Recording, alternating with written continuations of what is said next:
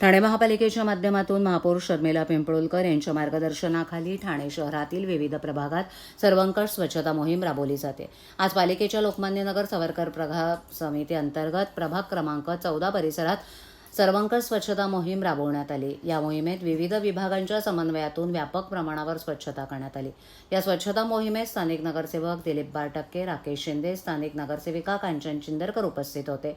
Lokmanya depot ते ज्ञानोदय विद्यालय ते जुना डेपो, लोकमान्य डेपो ते आई माता आणि भगवती विजय अपार्टमेंट परिसर, लोकमान्य डेपो ते पंचमुखी सोसायटी, डेनिस कंपाऊंड ते गोकुळ डेअरीपर्यंतचा परिसर, लोकमान्य डेपो ते लोकमान्य जुना डेपो परिसरातील आतील रस्ते, गल्ल्या, लोकमान्य सर्कल डेपो आतील परिसर, यशोधन नगर ते ठाकूर कॉलेज ते महात्मा फुले गार्डन परिसर, आई माता ते वर्तक नगर नाका इत्यादीत स्वच्छता मोहीम राबवण्यात आली। या मोहिमेदरम्यान 59 टन कचरा आणि माती उचलण्यात आली।